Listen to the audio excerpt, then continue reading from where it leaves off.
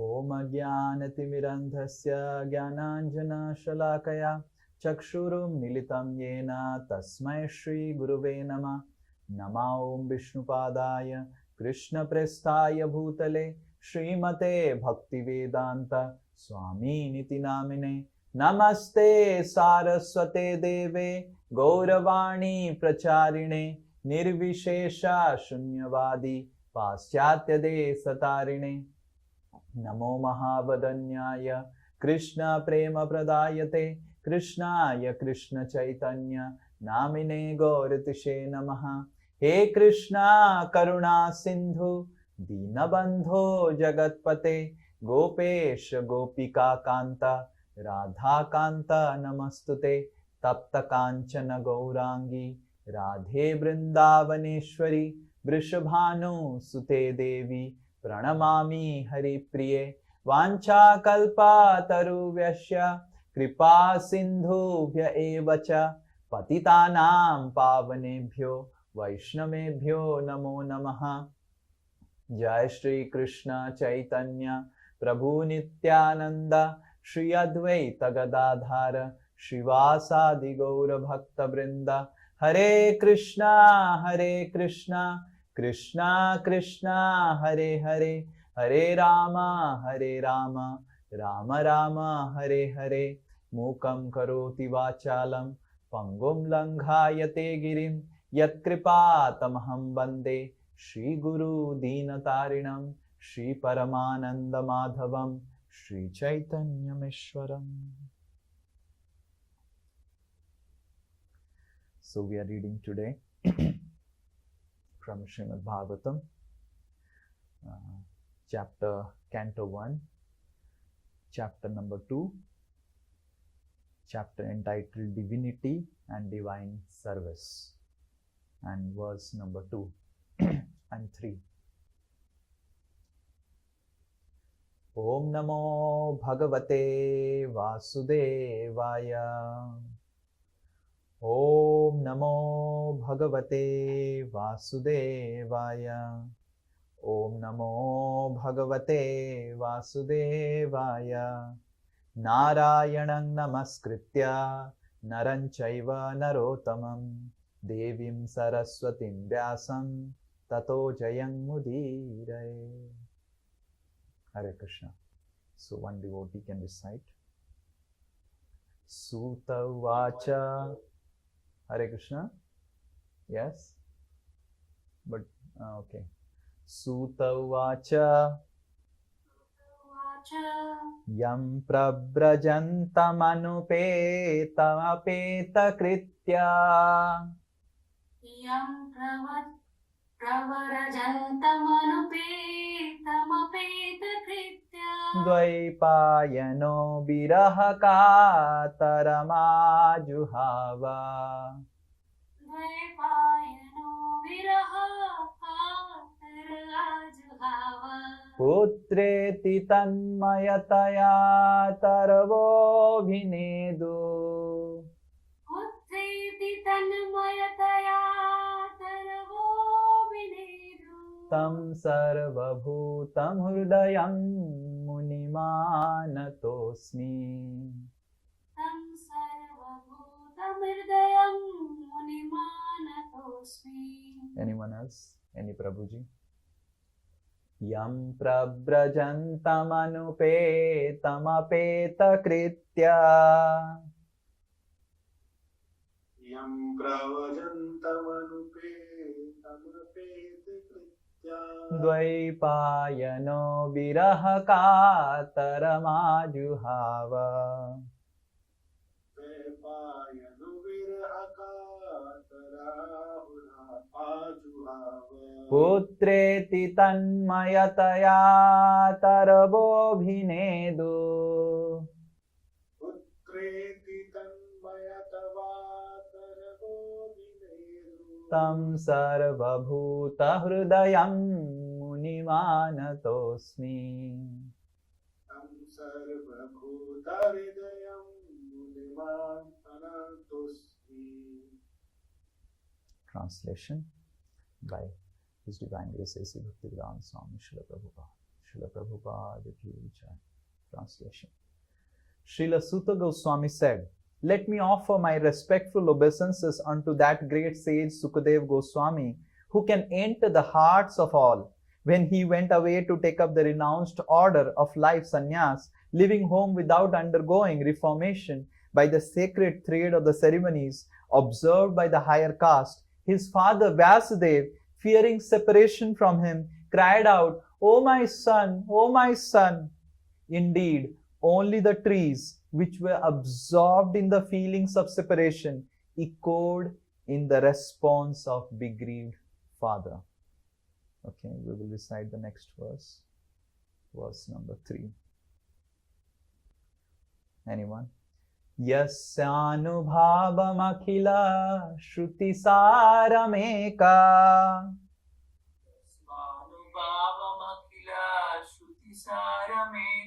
adhyatma deepamati shatam tamondha.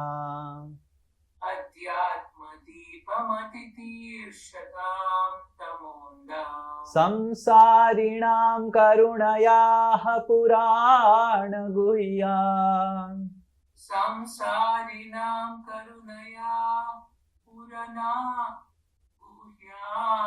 tam vyasasunumupayami guru munina.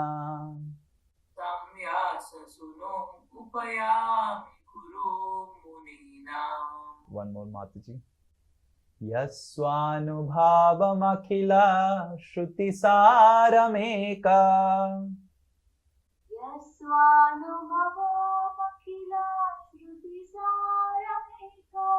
adhyatma deepamati shatam tamondha.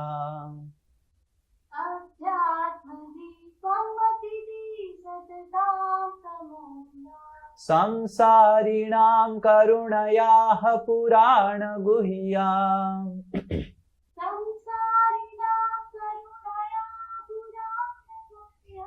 tam vyasasunumupayami guru munina.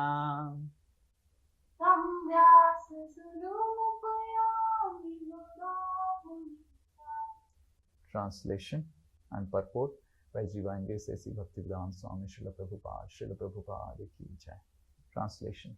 Let me offer my respectful obeisances unto him, Suka, the spiritual master of all sages, the son of Vyasadeva, who out of his great compassion for those gross materialists who struggle to cross over the darkest reason of the material existence, spoke this most confidential supplement to the cream of Vedic knowledge, after having personally assimilated it by experience.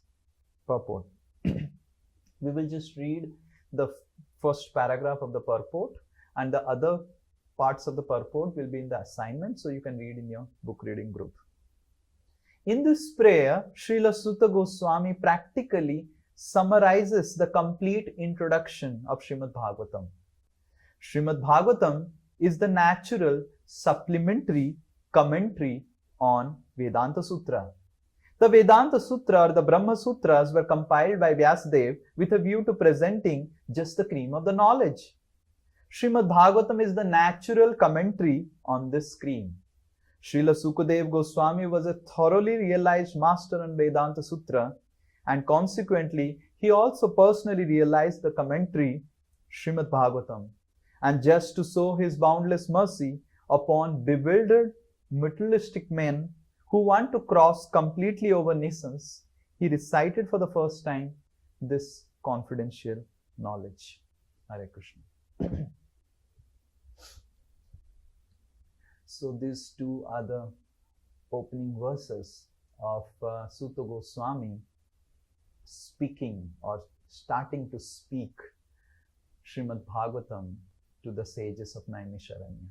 In the first chapter, as all of you, if you remember, the sages of the Naimisharanya, they're very confused, and they have taken shelter of Sutta Goswami to help them understand what is good for everyone. And they ask 6 questions, if all of you remember the 6 questions. What is good for the society? How Krishna incarnates? and how Krishna incarnated as Krishna and Balaram, and where dharma has gone after Krishna has gone away. So in this way they ask these 6 questions, and Suta Goswami, he begins by these 2 verses, glorifying Sukadeva Goswami in gratitude.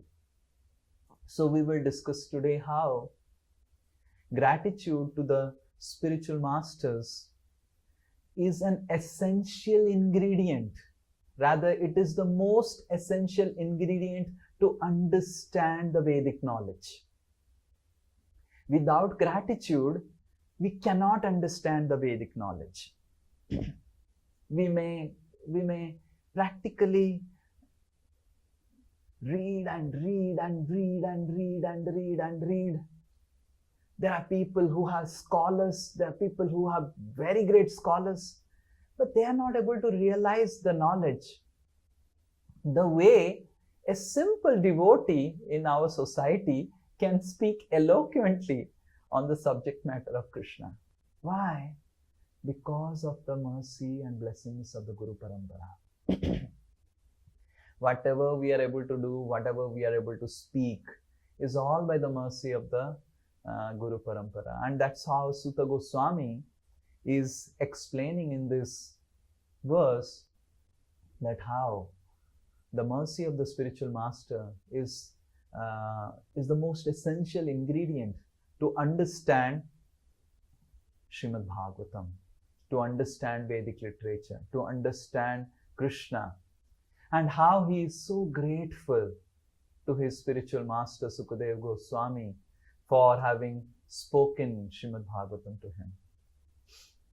You see, my spiritual master used to always say that gratitude is the mother of all qualities. We every day recite from Sishtastakam, Trinadapi Suni Chena, Taroriva Shahishnuna, Amanina Manadena, Kirtaniya Sada Hari. So these qualities, these 4 qualities are the most essential qualities of a Vaishnava. Humility, tolerance, giving all respect to others, and accepting no respect from others, expecting no respect from others. So these 4 essential qualities can be easily developed by following this principle of gratitude. Because to develop humility is very difficult. To develop tolerance is very difficult. To develop giving respect to others is very difficult. To expect no respect from others is very difficult. But what is easy is to develop gratitude.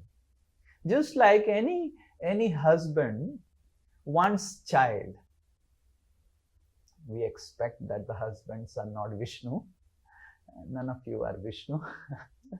So Vishnu, he creates just from the Padma fool. And Lakshmi is so amazed. Just see my husband. Without my help, he has created Brahma. And Lakshmi is so amazed by this. But that's only Vishnu can do. But any husband requires or feels the desire of having children, then he thinks that I need a lady. Who is the mother? Who is going to become mother? Exactly in the same way, these qualities, these 4 essential qualities of a Vaishnava, humility, tolerance, respect, and giving respect to others, this can only be cultivated easily when we get married to gratitude. And that's how we see Suta Goswami explaining in this verse, through this verse, or offering his prayers of gratitude to Sukadeva Goswami. O Sukadeva Goswami, it is by your mercy that I have heard this Srimad Bhagavatam, and these sages are asking me, I am going to speak out Srimad Bhagavatam to them. So we will discuss today 2 very essential elements of gratitude based on this verse, which will also be given in some ways in your assignment. So the first principle is why we are not grateful. After hearing so much about gratitude, why we are not grateful? And the second principle that we will learn today is how to be grateful. So the first principle is why we are not grateful.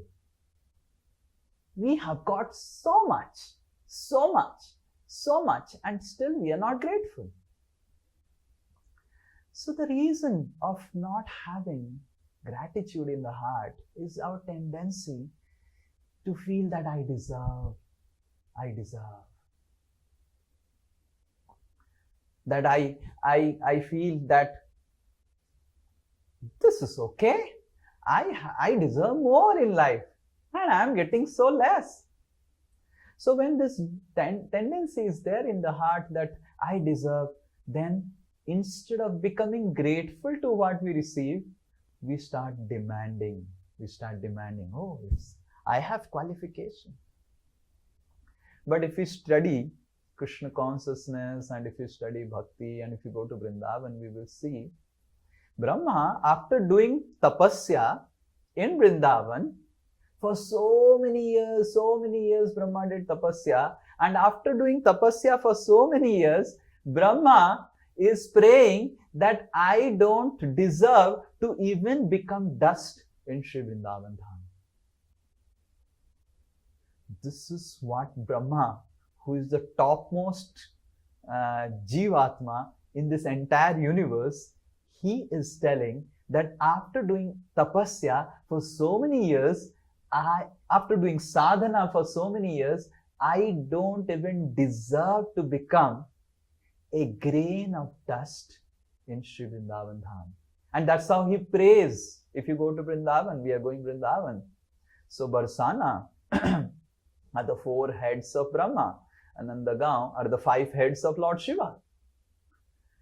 And they have done sadhana.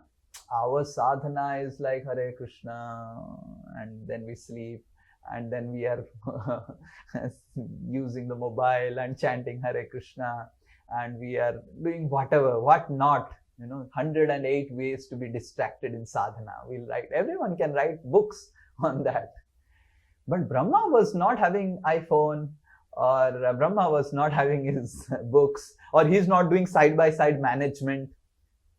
He left his post. He gave all his duties to all his disciples and whatever in Brahma Loka, that you manage for some time. I am going to do some sadhana. He comes down to do sadhana. And after doing sadhana, which is very intense sadhana for so many years, Brahmaji is not feeling qualified, or he doesn't feel deserving even to become a grain of dust in Sri Vrindavan Dham. Lord Shiva, he did so much of tapasya, he doesn't feel deserving to become even a grain of dust in Vrindavan.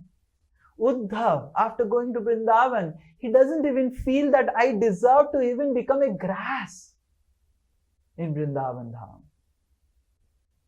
So we all want to enter Sri Vrindavan Dham. We should understand that no matter how much ever sadhana we may do, we don't deserve what we are getting.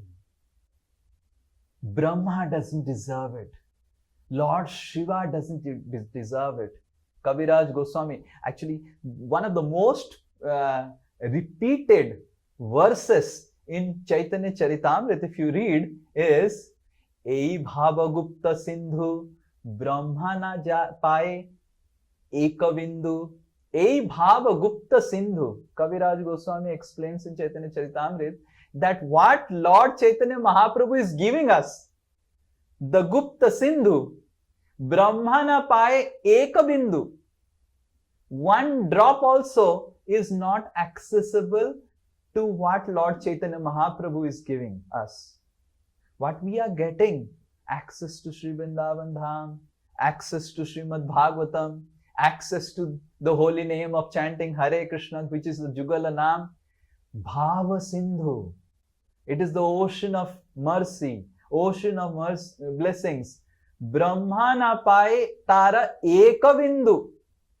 Kaviraj Goswami, this verse, if you type Ekabindu in Veda Ves, you will see so many verses after verses after verses. Kaviraj Goswami just explains that even a drop of what we are all getting is not accessible to Brahma and Lord Shiva. And that is the mercy of Lord Chaitanya Mahaprabhu and his followers, Srila Prabhupada and all the Guru Parampara. So in this verse, Sutta Goswami is explaining how the first verse that Sukadeva Goswami, after you know the story of Sukadeva Goswami, after he was born, he was so detached, right? He doesn't want to take birth. And when he comes out, Sukadeva Goswami, when he comes out, he runs. He runs. That's what in this verse is explained, that Sukadeva Goswami runs. And when he runs, he's not even looking back. Who is my mother? Who is my father? Right? I think this is the first delivery that has happened in this entire creation like this. That just after the delivery, the boy has taken sannyas. Right? Sometimes my parents, they say that this is not the time. Do a little bit of job. And my father and mother, they were knowing that this fellow is going to go away. So they were telling, okay, you don't get married, but do job for little more time, 3-4 years, 5-6 years. And then when the right time will come, then you can take sannyas. But Sukadeva Goswami, just he took birth and he started running. And because Vasudev has all knowledge, he has all experience of everything, every nook and corner of this creation, he never saw anyone like this, that after delivery he has taken sannyas. Generally, first you become brahmachari, and during brahmachari ashram, if you feel that, oh, I need to get married, then you go get married, then grihastha, then banaprastha, and then sannyas. Or in brahmachari ashram, if you feel that, no, I don't want to get married, I just want to take sannyas, so you take sannyas. At least you enter brahmachari ashram. Never in this creation it has happened that someone who is born without entering any ashrama, he has taken the sannyas order and he is running towards forest. And Vyasadeva is shouting, Hey Putra, Hey Putra, Hey Putra. Hey Putra. He is shouting like this. And Sukadeva Goswami is least bothered to even look back. Who is his father? How he looks? Who is his mother? How he looks? He just walks away. And Sutta Goswami, now you may wonder why Sutta Goswami is explaining this. Sutta Goswami is explaining this in gratitude to Sukadeva Goswami, that such a renounced person, he was so renounced that he didn't even look at his father and mother. He didn't even consider his parents, his near and dear ones. He is giving us time, giving us knowledge, though he is not obligated to give us anything. He doesn't even really look back to his parents, but he is sitting and giving us knowledge. How grateful we should be that this this personality, Sukadeva Goswami, who has left his father, who has left his mother, he has nothing to do, give or take with this world. He is completely absorbed in Krishna consciousness. But still, out of his compassion, he sat down for 7 days. He is giving me time. He didn't give time to his father. Are you able to understand the mood? So when we read Srimad Bhagavatam, when we read the verses of Srimad Bhagavatam, we must understand the mood in which the speaker is telling the verse. Sutta Goswami is not just glorifying Sukadeva Goswami. Sutta Goswami is telling that just imagine, he has no time for his father who has given him birth. He has no time for his mother. He has no time for the ritualistic rites of the Banaprastha, Brahmachari, Ashram, Varna and Ashram. He has no time to take Brahman thread. Prabhupada explains in the purport. If you read the purport, you will read later on. He has no time for any of these things. To his family members, to the social etiquettes, right? There are some social etiquettes to be followed. There are some family etiquettes to be followed. There are some family responsibilities that has to be taken care by a son. He has no time for all these things, though this is also dharma. Giving time to father is dharma. Giving time to mother is dharma. He has rejected all these dharmas. And who are we? And who is Basdev? Yes. How we are nothing. We don't deserve his time. He is not giving time to his father Vasudev, and he is giving us time. He gave us time, 7 days, to speak about Srimad Bhagavatam. How grateful I am to my spiritual master Sukadeva Goswami, who is always absorbed in Krishna consciousness, who has nothing to give or take in this world, but still he has agreed to give me some time. How grateful we should be. So in this way, Sutta Goswami, he explains in this verse how Sukadeva Goswami is very, very special. Very, very special. And in the end, if you see this verse, in the end sentence in this verse is Tam Sarva Bhuta Hrudayam Munimanatasmi. Anata means Dandavat. Anata. So Anata means Dandavat. Muni means Sukadeva Goswami. Tam Sarva Bhuta Hrudayam. So here Sutta Goswami explains Sukadeva Goswami, glorifies Sukadeva Goswami as Sarva Bhuta Hrudayam. He has entered the hearts of everyone. He knows the desires of everyone. And he knows what is best for all of us. And knowing what is best for all of us, he is giving us time. So this is the first principle of developing gratitude, is to understand we don't deserve what we are getting. We don't deserve the knowledge that the Guru Parampara is giving us. We don't deserve Srila Prabhupada to be a part of Srila Prabhupada's mission. We don't deserve all these things. And unless we understand this fact that we don't deserve it, we will never be grateful. A person who is constantly thinking, I deserve this, I deserve this, I deserve this, can never be grateful. He will simply expect more and more respect. He will expect that, demand why these things are not happening. But we must understand, Sutta Goswami is telling he doesn't deserve the time of Sukadeva Goswami.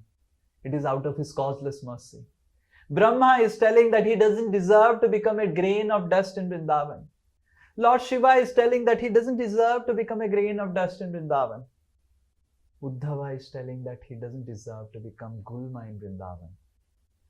And we think that I deserve something from someone.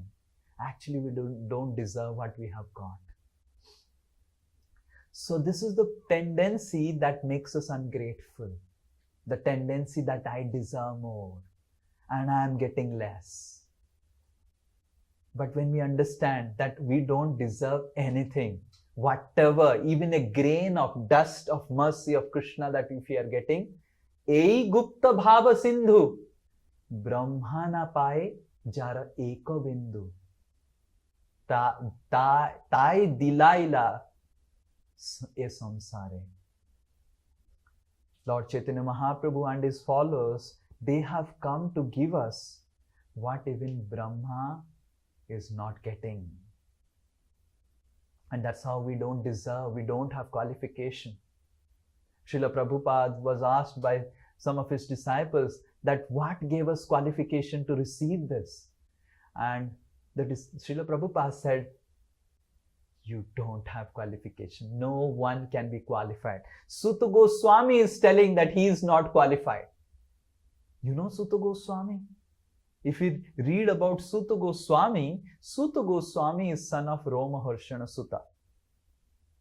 Balaramji, this famous story, when Balaramji was not wanting to participate in Kurukshetra war because Duryodhana was his disciple and Pandavas were his favorite. So he didn't want it to be in any side because he doesn't want to be inside of Duryodhana. Then he will be troubling the Pandavas. He doesn't want to be in the side of the Pandavas because he will be troubling Duryodhana. So he thought that I will not participate in Kurukshetra and I will go for a pilgrimage. And when he goes for a pilgrimage, there is Romaharshana Sutta giving Srimad Bhagavatam class in Naimisharanya. Again, this story also happens in Naimisharanya. So these sages were there. Romaharshana Sutta was giving a class. And Romaharshana Sutta, when he saw Balaram, he didn't get up to show respect to his spiritual master. And Balaramji was so enraged that this Sudra, he thinks that he is such a great Brahmana and such a great speaker of the scriptures. He doesn't even know the etiquette of paying respect and obeisances to the spiritual master. And I am not a spiritual master, I am the supreme personality of Godhead, Balaram. And Balaram took a kusa grass. He just touched Romaharshana Sutta on the neck. And immediately Romaharshana Sutta lay dead. And then the sages were telling who will give us, who will tell us about scriptures, who will be our guru. Then there was Suta Goswami, who is the son of Romaharshana Sutta. Balaramji brings Suta Goswami and says, I bless you that you will be the speaker of all the scriptures after your father.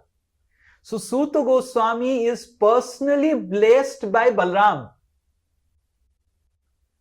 He is personally blessed by Balaramji himself, who is the Adi Guru. But Suta Goswami is not considering Balaram as his Guru. Suta Goswami is not glorifying Balaram. Suta Goswami is glorifying his immediate spiritual master, Sukadeva Goswami. So there is a tendency to jump over the spiritual master and go up. When I came to Krishna consciousness, he was my spiritual master. But now, because I have grown up, Balaram is my spiritual master. Krishna is my spiritual master. Because that was just the beginning of my Krishna consciousness. And I became Krishna conscious and he was instrumental in making me Krishna conscious. But I have grown so much that now my spiritual master is Srila Prabhupada. I don't consider the GVCs as my spiritual master. That's what the Ritviks are telling. So much of, now I have grown up now. Now, Guru Maharaj, they are not my spiritual master. So the same tendency. And after some years, now Srila Prabhupada is not my spiritual master. Bhakti Siddhanta is my spiritual master. And after some time, Bhakti Siddhanta, actually Balaram is my spiritual master. Krishna is my spiritual master. So we need to understand that here Suta Goswami, personally blessed by Balaramji. Balaramji said, I am your spiritual master, I bless you. That you will be the propagator of this scriptures henceforward. But Suta Goswami is considering Sukadeva Goswami his immediate spiritual master from whom he got knowledge as his primary spiritual master and glorifying him. He doesn't jump over and say that Balaram is my spiritual master. He doesn't say that Vyasadeva is my spiritual master. He says Sukadeva Goswami is my spiritual master. And I don't deserve. I have got blessings of Balaram, but I don't deserve. I don't deserve. So more and more we feel undeserving in Krishna consciousness. More and more we will actually become grateful. And more we feel that I deserve. More and more will be ungrateful, and more you are ungrateful, more and more will be depressed, disturbed, and miserable while practicing Krishna consciousness. A grateful heart, an undeserving heart is the most blissful heart in Krishna consciousness. So this is the first principle that Suta Goswami is glorifying. And he doesn't have gratitude.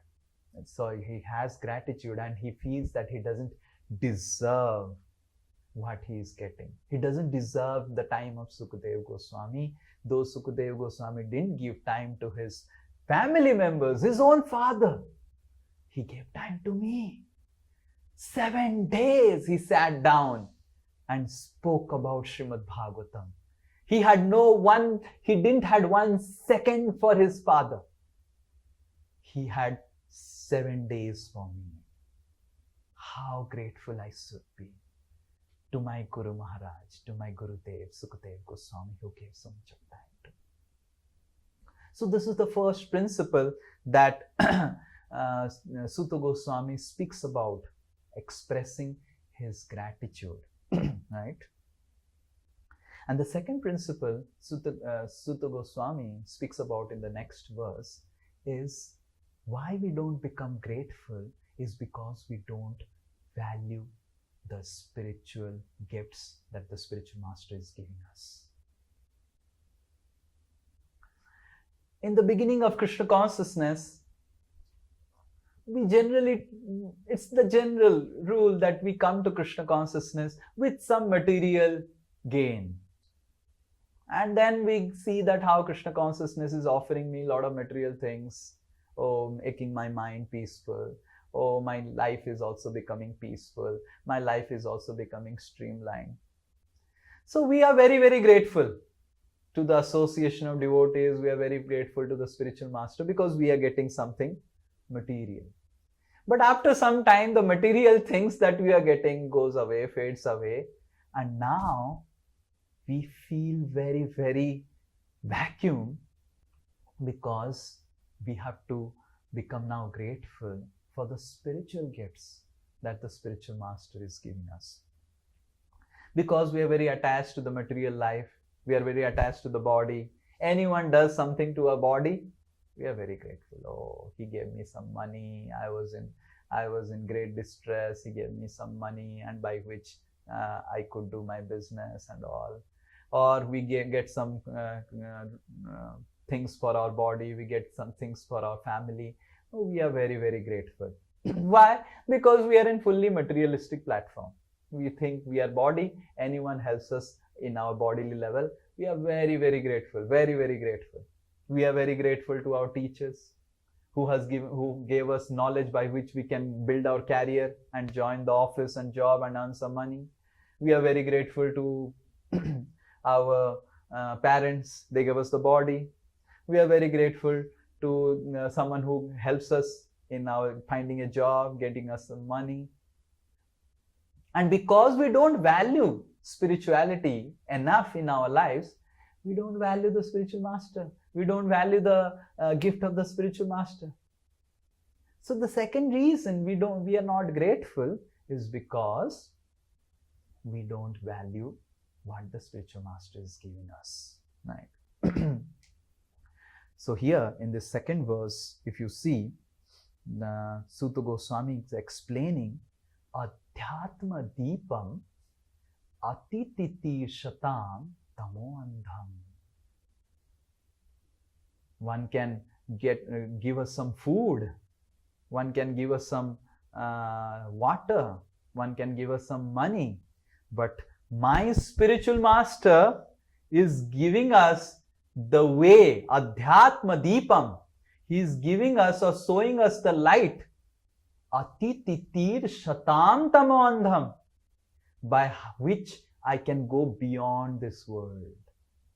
So long we don't have faith and conviction that there is the goal of life is to go back to Godhead, that the goal of life is something beyond this material body, we will not be grateful to the spiritual master. We will not be able to pay respect to the spiritual master like how Sutta Goswami is paying. I think, oh, just take care. Spiritual masters will lose all value in our life because we value body and don't value the soul. We value the progress of the body but don't value enough the progress of the soul. Until unless we value the progress of our soul much more than the progress of our body, we will not be able to be grateful to the gifts that spiritual master is giving us. Because spiritual master is giving us spiritual gifts. He will not give us money. He will not give us food. He may give some little bit of guidance of how to deal with our material life. But the primary role of spiritual master in our life is to uplift us who are samsarinam. If you read this verse, samsarinam karunayaha purana guhyam. Samsarinam. To uplift us from the samsara, which is, there is no way to get out of the samsara. Adhyatma Deepam, the torchlight of knowledge. So Sutta Goswami is explaining that this, my spiritual master Sukadev Goswami, he has Atititir Shatam. Atititir Shatam means it is very difficult to go above the material world. It is not possible by any of our means. You see in this material life, right? Our Veer Narasimha Prabhu will tell. Okay, Veer Narasimha Prabhu will ask him. So, imagine someone wants to go to IIT. What he has to do? Someone wants to go to IIT, what he has to do? Yes, because you are delivering people to IIT. He has to solve a lot of questions and take proper coaching. Yeah, he has to solve a lot of questions and he has to memorize a lot of things. He has to do. But imagine a person comes and serves Veer Narasimha Das in his home. Oh, Veer Narasimha Das, your wife, my Guru Mata has 2 children and she has no time, and my spiritual master Veer Narasimha Das, he has also no time. I will become a humble menial servant in the flat of Veer Narasimha Das. He doesn't study mathematics. He doesn't remember chemistry. He doesn't understand the concepts of physics. Just comes and serves you menially. Washes your clothes, make nice prasadam so that Ritu Mataji is just sitting and hearing classes and doing preaching and all these menial things he is doing. Will he get into IIT? This is my question. No, Guru. Why? Because for IIT he has to do something else, which is not doing. But he is getting the blessings of an IIT teacher.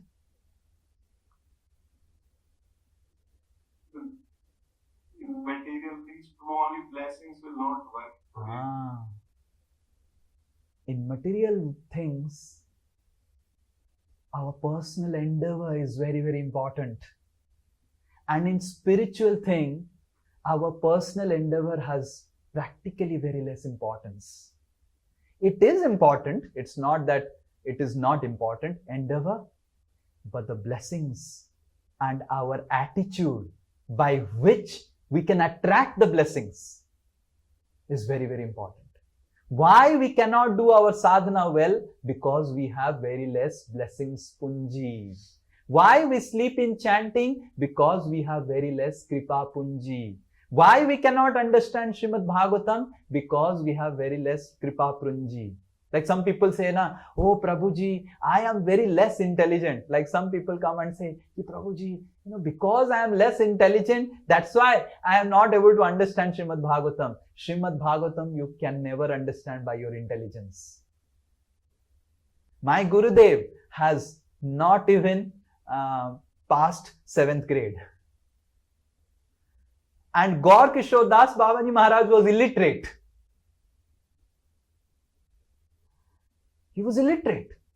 Jagannath Das Babaji Maharaj, we don't even know what he was. And Bhakti Siddhanta Saraswati Thakur, who was so great that he was given Siddhanta, Surya Siddhanta he wrote. Now also the astrologers, they use Surya Siddhanta. He was such a great personality. He had photographic memory. He surrendered to Gaur Kishore Das Babaji Maharaj, who was illiterate.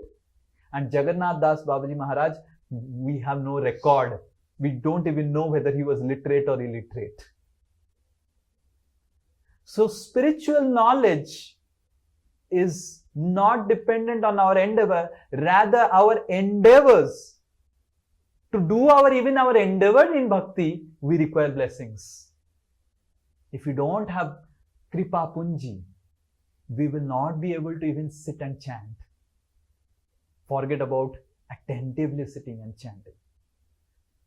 Even if inattentively we are taking the sankalpa of chanting the holy names, it's all because of the blessings of the Guru Parampara.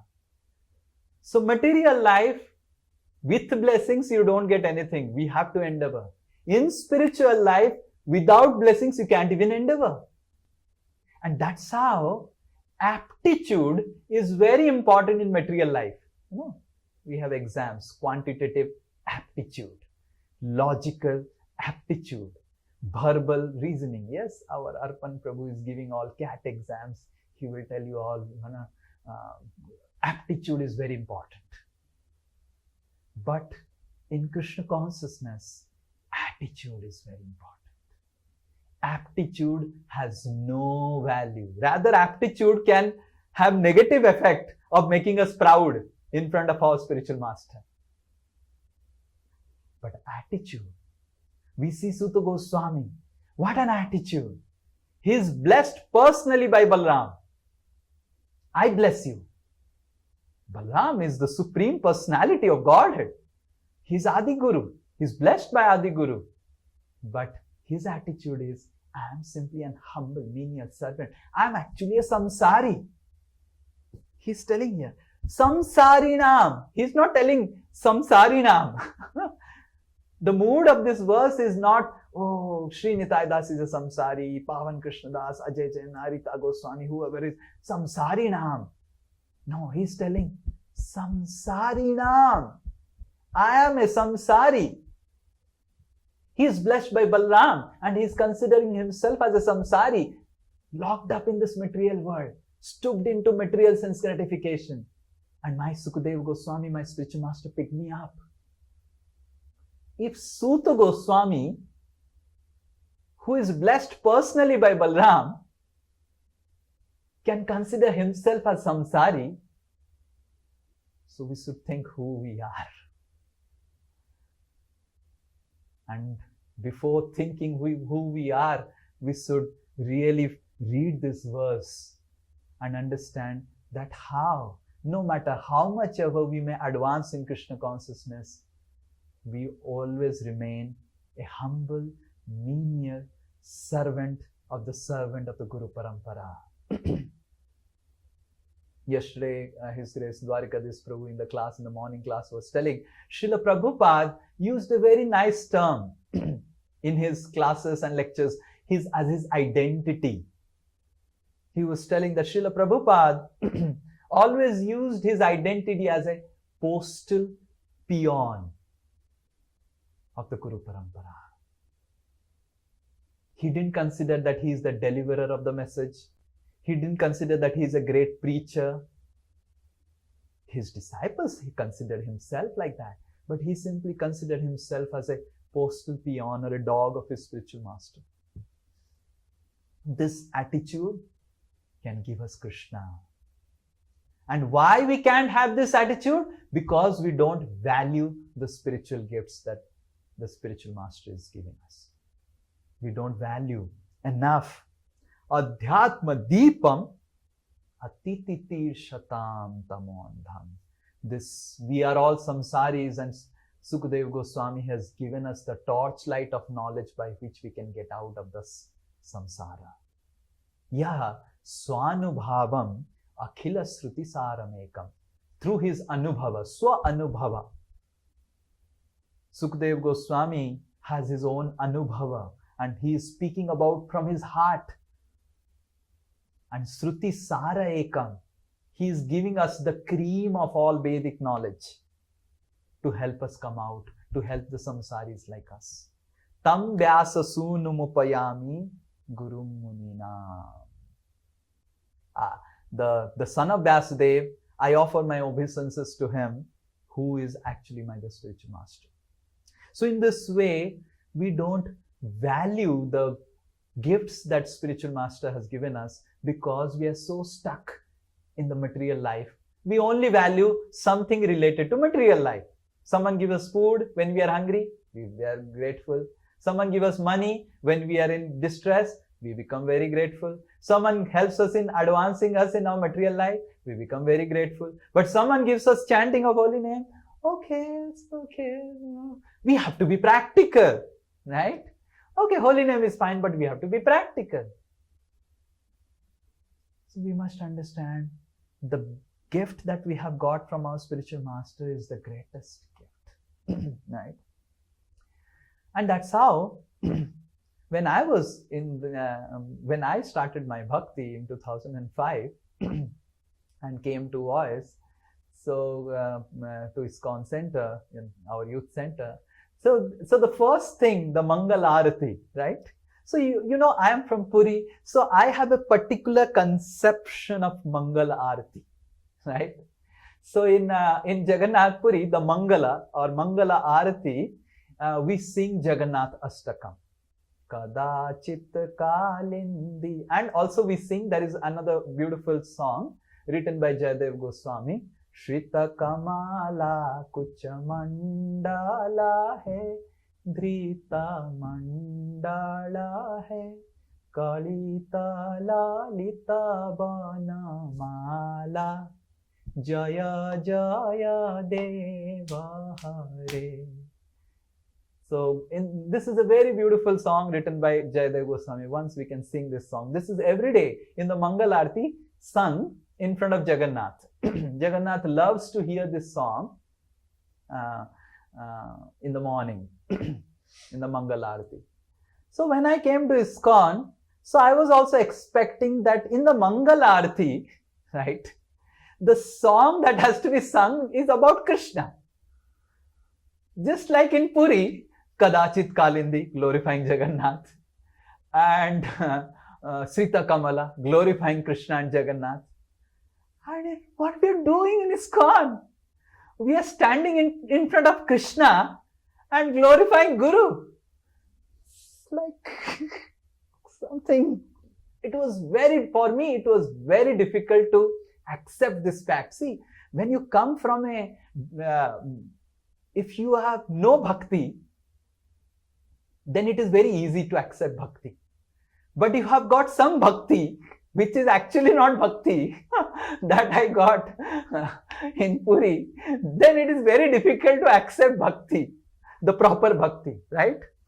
And just like the person who was a harmonium player, we say in a Bhagavad Gita session, the harmonium player who learned harmonium in the wrong way, and the Guru says, I have to charge and delete your harmonium learning, and then I will give you the right harmonium learning. So in this way, I had a conception that in front of Krishna we are going Mangala Arati and we must sing about Mangala Arati. So I had this doubt, right? And I was very new. So devotees said, yes. And just to pacify me, devotees said, in Vrindavan we sing Vibhavari Shesha. Vibhavari Shesha Aloka Pravil. That is Krishna's song. So I was very happy. Okay. In ISKCON, in Vrindavan, they sing Krishna. But in all other ISKCON, okay, it's all okay, to glorify the spiritual master. And after 20 years, I remember back how foolish I was. I was not, now also I don't know anything about bhakti, but that time I was really not knowing about bhakti. So we must understand that bhakti is beyond our conception. And we must understand that Krishna is inaccessible to us without Mangala Arati, Mangala, auspiciousness. Who has brought the Mangala, auspiciousness to our life? We were doing Arati of Durga Devi, Maya Devi. Om Jaya Jagadisha Hare, Swami Jaya Jagadisha Hare, Bhakt Jano ke Sankat Kshan mein dur kare. That was our Arati, right? Our Jaya Jagadisha Hare Arati is not Arati to the God, is Arati to our own needs, right? What is it? Dhana Jana. So all this song, I don't know the song, but it contains all, you get Dhana, you got Jana. Jadevi Sarvabhuteshu Sakti Rupena Sanstita, Jadevi Sarvabhutesu Vidya Rupena Sanstita, Samastastai, Namastastai, Namastastai, Namo Namaha. Right? So that was our puja. What was our puja? Of our own ego only. Right? All our dharmas, whatever we have done. So Lord Jagannath kicked me out of Jagannath Puri. Said, you rascal number one, Sri Nitai Das, go and learn from Srila Prabhupada and the Acharyas what is real bhakti. You have become so proud thinking that you are attending Mangalarti. Real Mangalarti is glorifying my pure devotees.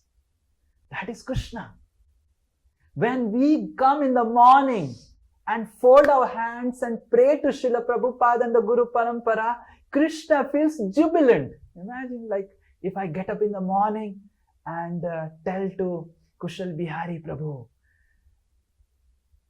Madhav has become topper in mathematics Olympiad.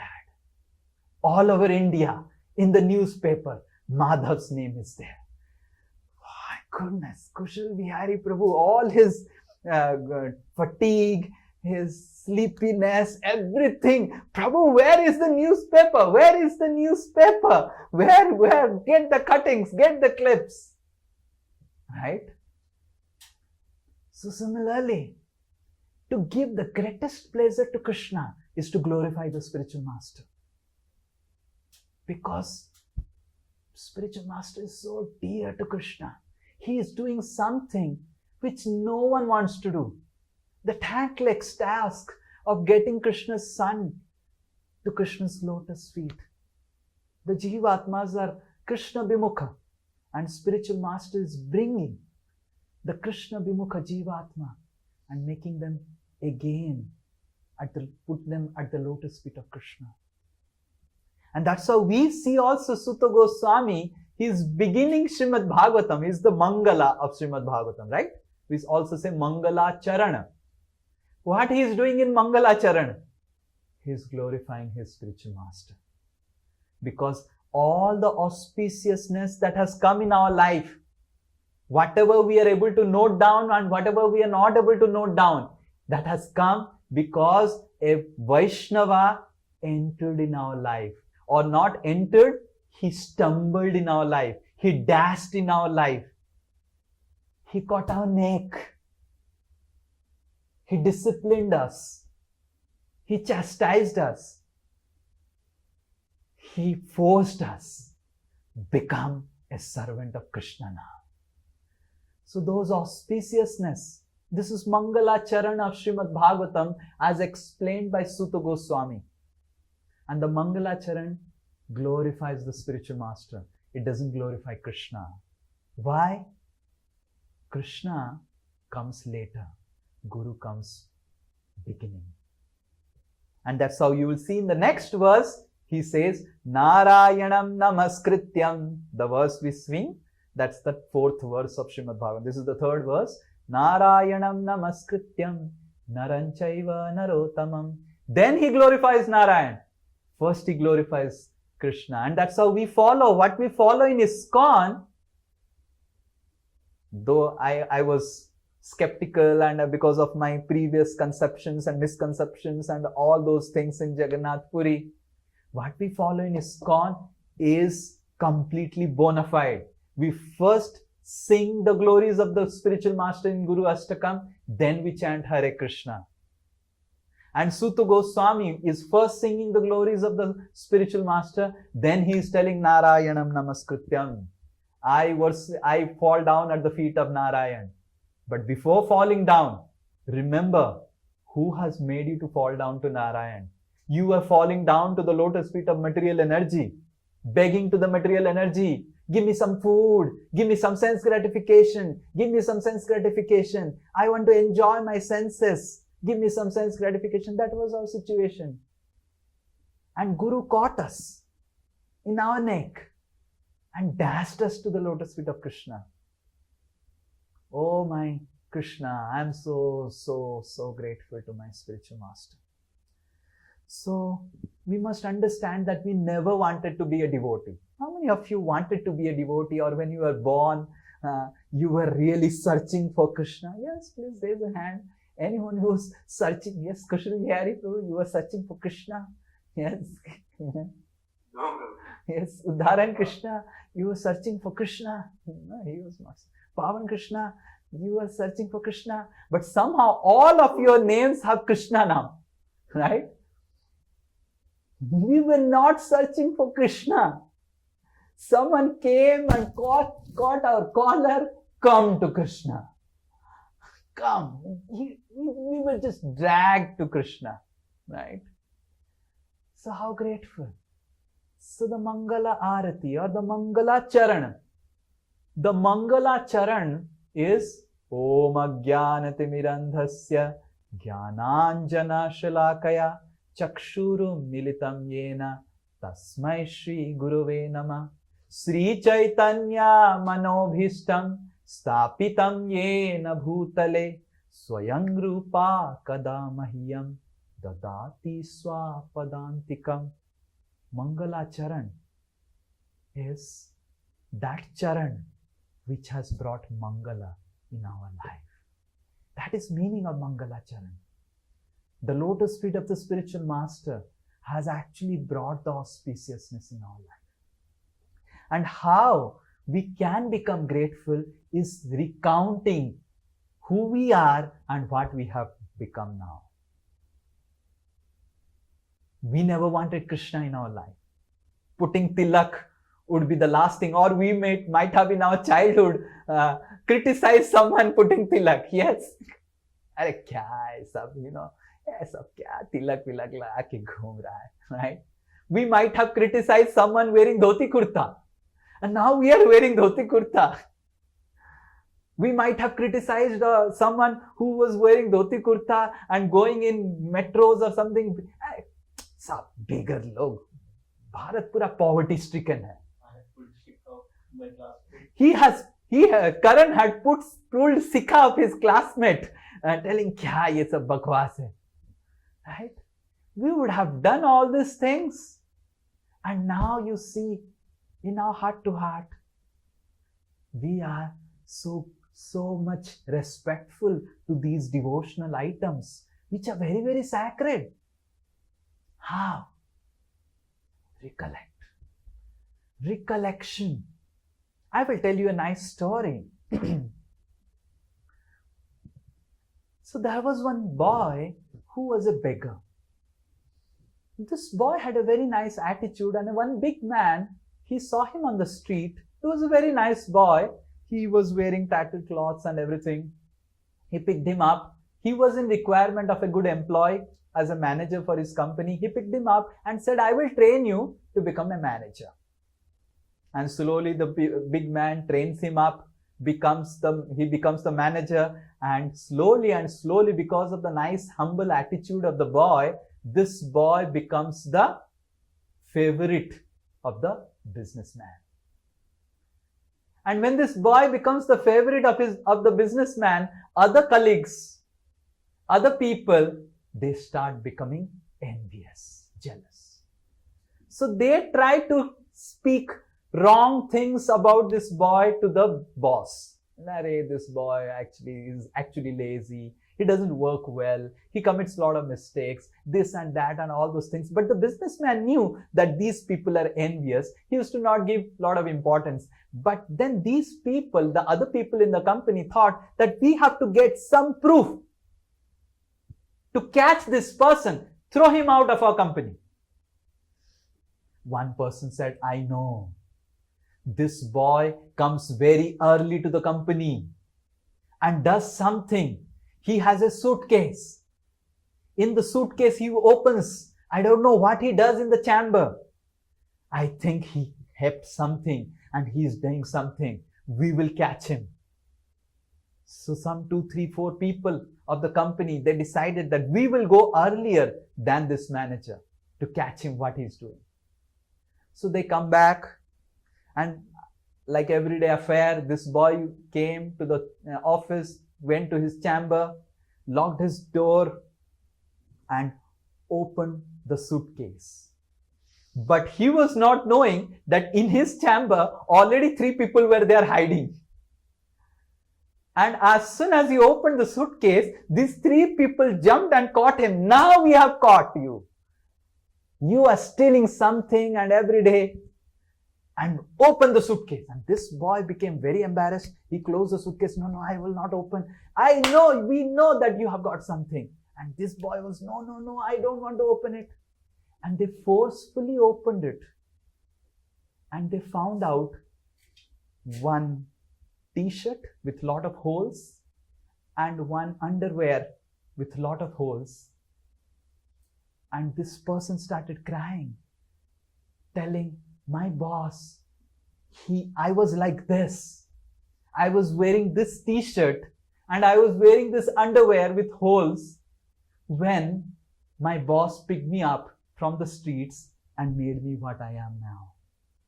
And that's why every day to remember who I was before and what I have got, I always come to the office and see this and then start my work.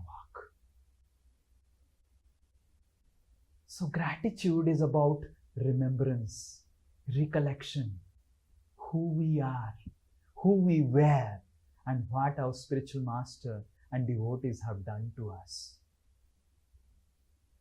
And that's how Sutta Goswami is being grateful to Sukadeva Goswami. That who I was not knowing anything. I was knowing Vedanta Sutra. But Sukadeva Goswami explained me the right commentary of Vedanta Sutra. Sutta Goswami was speaking about Vedanta. But when he heard from Sukadeva Goswami, he understood what is the purport of the Vedanta Sutra. In my personal life also, as I was preparing for this, I was also thinking, recollecting what all gifts I have got from my spiritual master.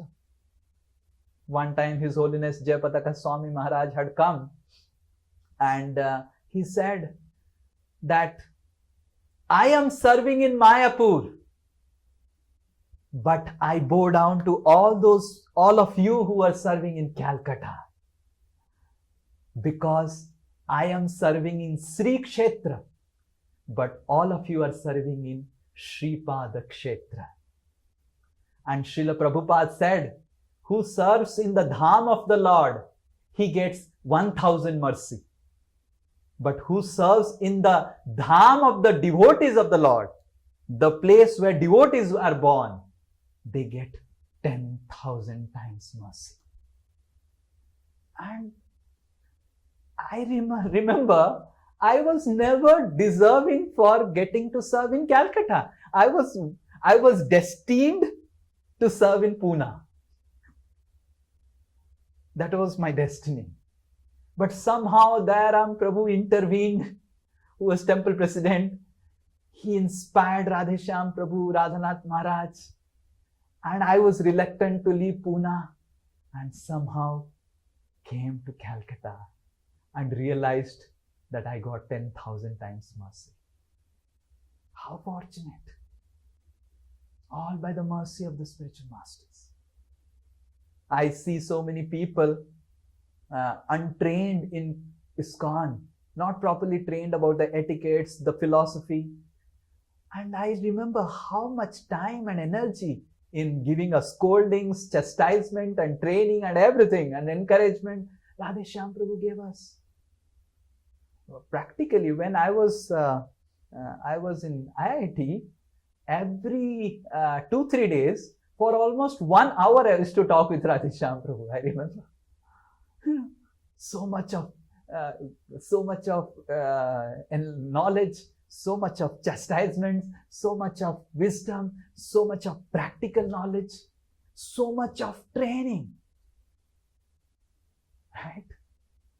Similarly, such wonderful inspiration of Maharaj, His Holiness Bhakti Charu Maharaj, His Holiness Jayapataka Swami Maharaj, His Holiness Radhanath Swami Maharaj, His Holiness Loknath Swami Maharaj. So, because we are in Calcutta, the birthplace of their spiritual master, we have not done anything. We are just being blessed. We are being blessed. Causelessly blessed by the mercy of so many great souls. Such wonderful brahmacharis in the temple who love. So, just recollecting. So many wonderful, all of you, Grihastha devotees. Association. So in this way, we start recollecting who I was, whom we were and what we have become. We will be easily becoming grateful. And we should understand that I don't deserve all these things. Suta Goswami, the recipient of the mercy of Balaram, feels himself undeserving to receive Srimad Bhagavatam. And it is only by the mercy of Sukadeva Goswami he gets Srimad Bhagavatam. So how much we should really fall down at the lotus feet of Gurudev, all the spiritual masters, and beg and pray and never find faults, never offend the spiritual master. We will never advance in Krishna consciousness by offending the spiritual master. We will never advance in Krishna consciousness by criticizing the spiritual master. Rather, we will only advance in Krishna consciousness by glorifying the spiritual master like Suta Goswami is glorifying. Our mouth, our heart, our head, our mind, all our body should be filled with appreciation for the spiritual master and gratitude for the spiritual master, like Suta Goswami is telling about Sukadeva Goswami.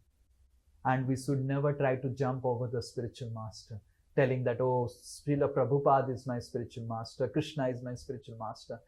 Suta Goswami, Balaram actually was his initiating spiritual master, because he initiated him into the service. But he considers Sukadeva Goswami as his spiritual master and offers obeisances at his lotus. Hare Krishna, Krishna Krishna, Hare Hare, Hare Ram, Ram Ram, Hare Hare. Srila Shukadeva Goswami ki jai, Srila Suta Goswami ki jai, Brahma Madhva Gaudiya Guru Sisya Sampradaya ki jai, Shri Krishna Bhagavan ki jai. Yes, anyone has any question? We have only 10 minutes. Okay, Dharan Krishna Prabhu. Hare Krishna Prabhu. Yes. Prabhu, in the beginning you said that we have a tendency that we start demanding things, right? That we deserve those things. But Prabhu, how we should, so one is great gratitude that I understood, but sometimes you also need to ask for mercy from Gurudev, or ask Krishna, okay Krishna, I'm not able to serve you properly or having this knowledge properly. So isn't it demanding Prabhu, or how can I understand that when I'm praying to Krishna to ask something for my spiritual progress? So our demands should be based on our dedication. That is meaning of deserving. If I have not dedicated my life and I am demanding something beyond my dedication, then it is a demand. But if I am dedicating my life and I am asking something so that I can dedicate more, then that is not a demand. That is an appeal. So there is a difference between appeal and demand. Appeal is a call for Krishna to help us to serve more, to serve him more. But we have not started the service and we demand, oh Krishna, give me this, give me that, give me that. Rather, whatever Krishna has given us, if we use that in service of Krishna and then appeal, oh Krishna, if imagine Krishna gives us a Luna, we use the Luna in Krishna's service. But we appeal to Krishna, Krishna, if I have a bike, because this Luna cannot go much beyond 40 km per hour and doesn't give a good mileage. If I get a bike, I'll do much better, sir. You get a bike, but we must increase our dedication. And then we continue serving with the bike. But then we appeal to Krishna. Krishna, if I get a car, because in bike there is rains and all, and I get wet, and how I can go and meet the devotees and how I can do my service. But it's not that I stop the bike, stop the service, park the bike. Now Krishna, give me a car, then I will serve. That's not the attitude. We do our best with what Krishna has given us, with an appeal that if Krishna give me more, then I'll be able to serve you more. That's my only intention of asking you anything. Then it is not a demand. That is an appeal for Krishna or for Srimati Radharani to help us to serve more. Right? So we must first dedicate ourselves to what we have already received. We have already received so much. So use that and dedicate. And when Krishna sees that and sees also our appeal to get more, he will give us more. And we can use more for Krishna's service. So appeal and demand is two different things. Does that answer your question? Okay, yes. Mona Lisa Mataji.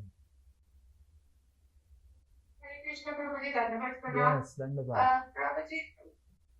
Prabhuji, actually मेरा वो एक question था regarding the Aarti time. आरती के time we have to maintain that counting 7 times. निवा के लिए 4 times, 2 times, 3 times, 7 times. Then I'm singing that Guru Ashtakam. And then I get confused whether to absorb my mind on Guru or whether जिसको मैं दिया दिखा रही हूँ उनको. So and also I have to keep a track of the counting. So थोड़ा मुश्किल हो रहा है मुझे ये करना है.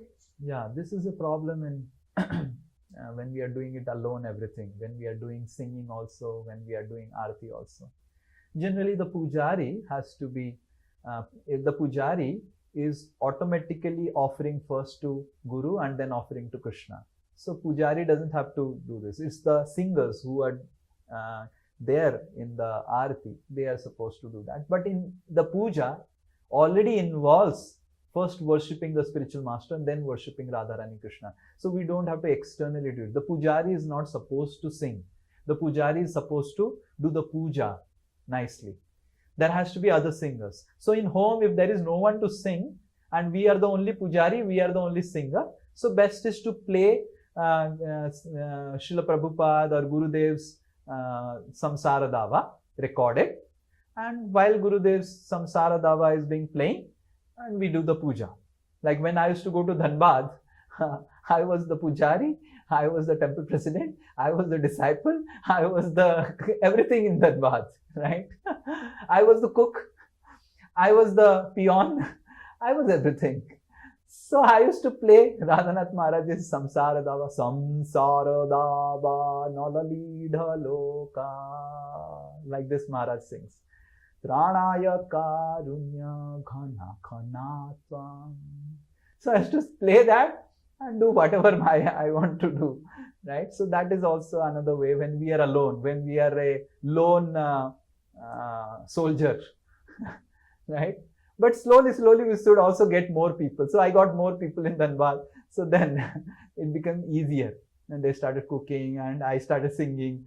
Someone did Aarti, right? So you should also get your soldier Kaniska, right? So he does the Aarti, you start singing. So it is a temporary phase, you should understand, but permanently you should get more soldiers into the army, right? But if you are a lone soldier, the solution is play Srila Prabhupada Samsara Dava or Gurudev Samsara Dava, like that. You recorded singing, okay?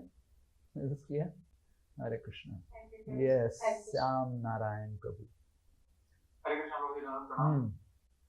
Prabhuji, you told 4 qualities essential for Vaishnavas: humility, tolerance, giving respect to others, and not accepting respect from others.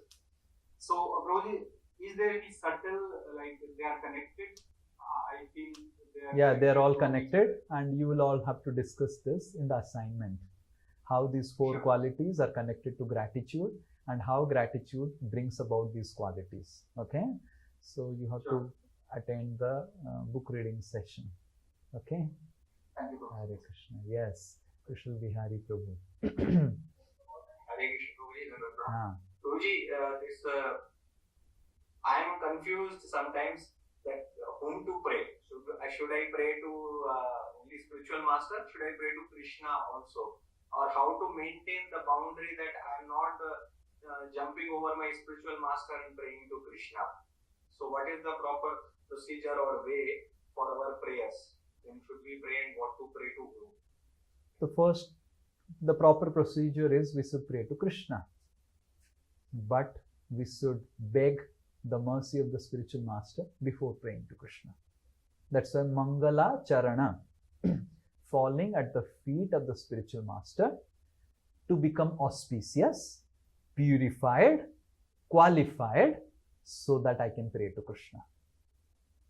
So Mangala Charana means, right, Krishna is apapabidham, he is pure, he is most auspicious. How can a fallen, impure, contaminated person offer prayers to Krishna? Oh spiritual master, make me pure, make my consciousness pure. So prayers are for definitely Krishna, but before that, Mangalacharan is prayer to Guru Maharaj, Gurudev, to make us qualified to offer prayers to Krishna. Is it clear? That's the move. Yes, Poonam Matji. Last question.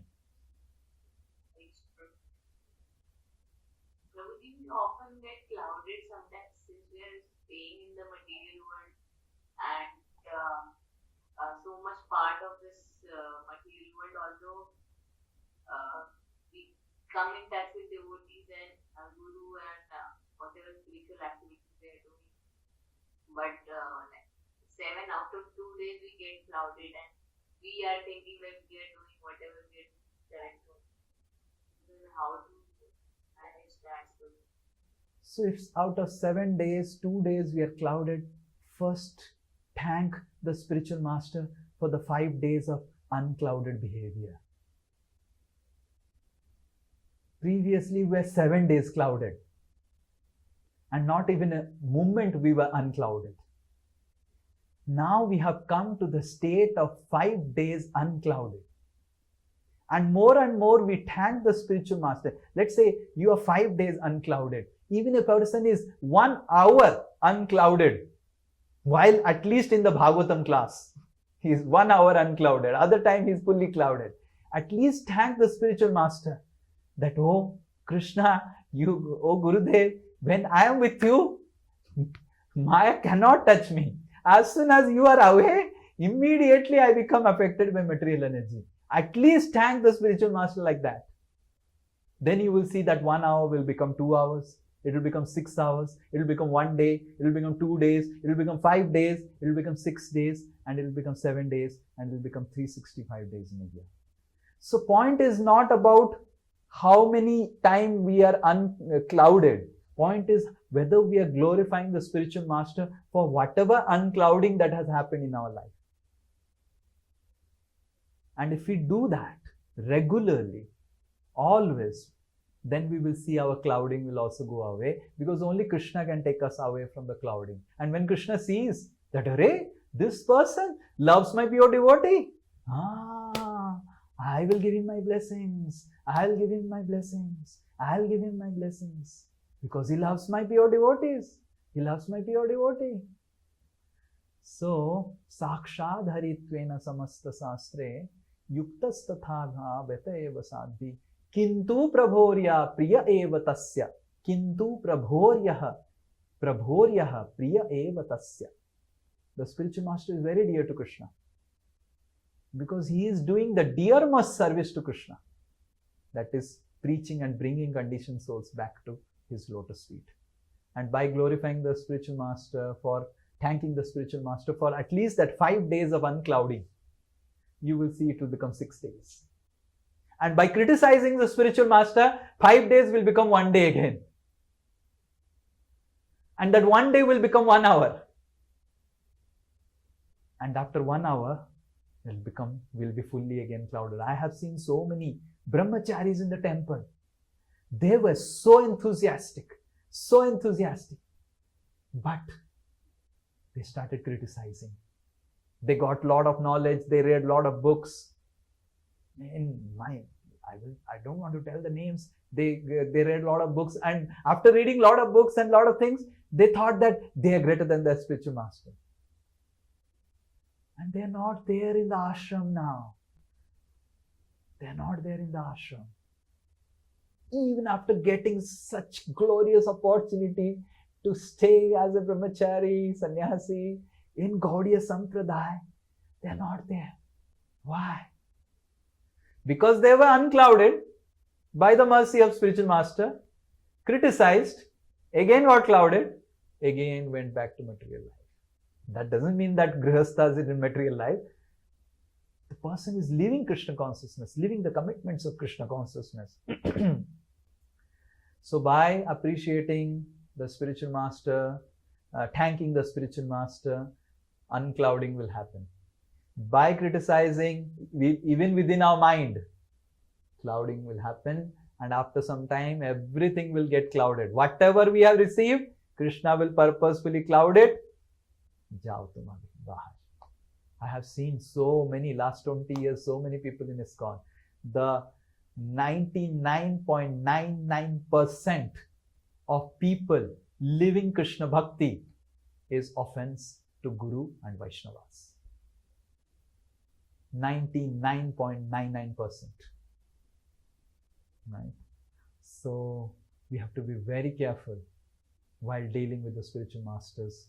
They are very dear to Krishna, very, very dear to Krishna. What they are doing, even if they may have some apparent faults based on our vision, which is contaminated, we must be very, very careful.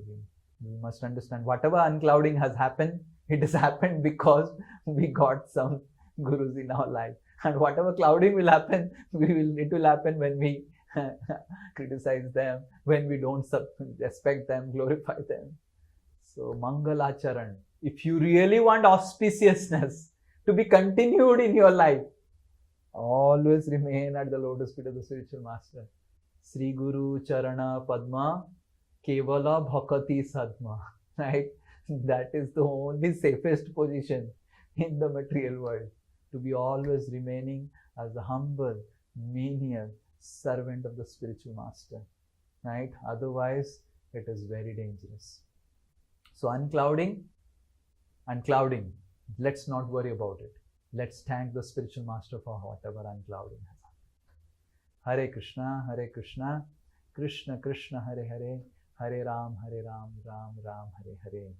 Srila Prabhupada ki jai, Srimad Bhagavatam Mahapuran ki jai. Hare Krishna, Hare Hare.